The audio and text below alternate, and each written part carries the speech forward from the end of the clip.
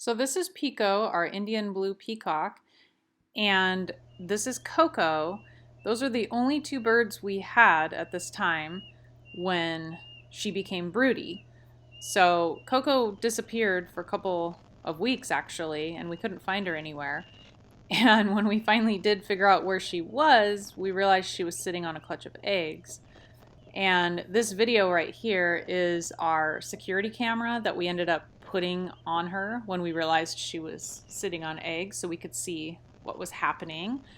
And at a certain point, we could hear the day they hatched. We knew they had hatched because we could hear the peeping and everything. So this video right here is actually when they first emerged from the nest, and it was a really exciting time. We saw that there was actually two chicks. When she did decide to leave the nest, we realized there was actually three, but only two would come out at a time. And the third one ended up not making it. But the incubation period, we basically wrote down the day she disappeared and started counting. And normally for chickens, 21 days is the incubation time. And for peacocks, it's 28 to 30 days. And so I don't remember off the top of my head, but I want to say they hatched on day 25. That sounds about right. And I forgot to mention where this nest actually is just in a pile of junk behind our barn. So we did not expect her to be there, and that's why it took us so long to find her. So in addition to that, I know some people are not believing that, the peacock and the chicken actually were able to make a hybrid. But I can assure you these were the only two birds we had at this time, was just Pico the peacock and Coco the hen, chicken. And we actually did see them breeding. And like I said, the incubation period is kind of halfway between a chicken and a peacock.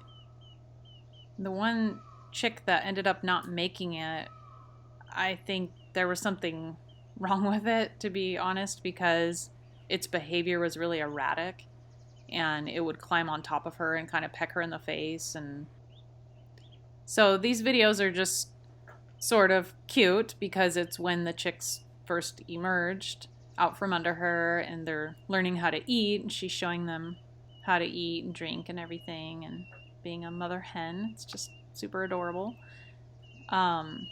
Their coloring is really interesting too because they look similar to what she looked like when she was a chick, but with more white, I would say, on their chest and everything. And she's a black Australorp. She's fairly large, actually.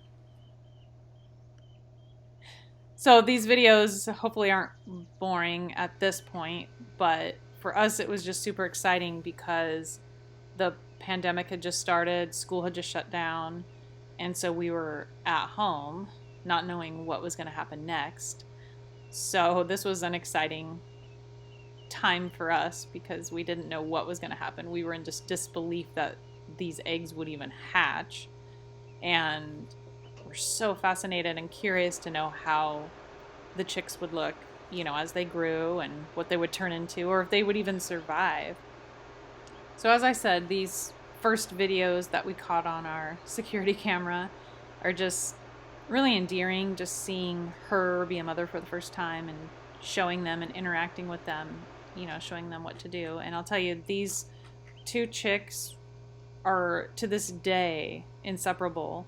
If you put her away somewhere, they will just cry and run around searching for her until they can find her. They are just attached to her for life. So you may be wondering why we only had one peacock and one chicken. Well, her flock had gotten eaten by a raccoon, and she was the only one that had survived. I'm thinking maybe it's because she's black and they couldn't see her or something. And with Pico, the reason we only had one peacock was because originally we had a peahen and 3 chicks, and they had grown, and so we had 2 peahens and 2 peacocks, and it just ended up being too many peacocks for us, so we decided to just keep one. So at the usual time, she decided to come off the nest, and we had to catch her and the chicks and put them in an enclosed area. And that's actually when the third chick died, was that day. So a couple days later. And they grew really rapidly. And we were really amazed and shocked. You can see how high that beam is up there where she would later roost to sleep. And those chicks pretty soon figured out and were strong enough to fly up there. And see, they would never leave her side.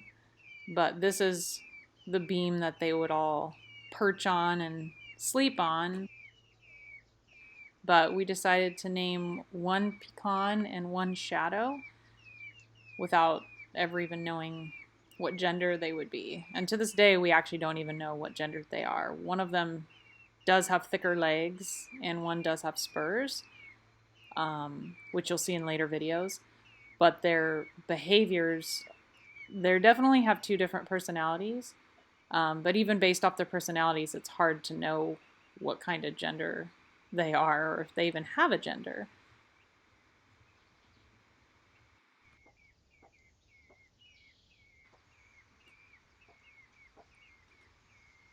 So here they go, flying off the perch, so brave and bold.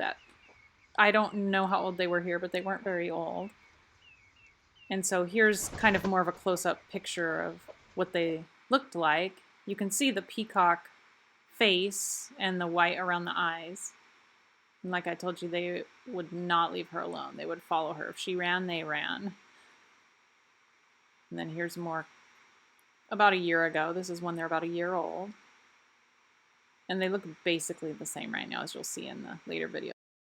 And here's a full family picture of the four of them, mom, dad, and the two pecans. So we do have some older videos that we'll be posting, and then some also current ones. So you can kind of follow the story of Pecan and Shadow, and even Coco. She's still around. Unfortunately, Pico has passed on, so we don't have him anymore.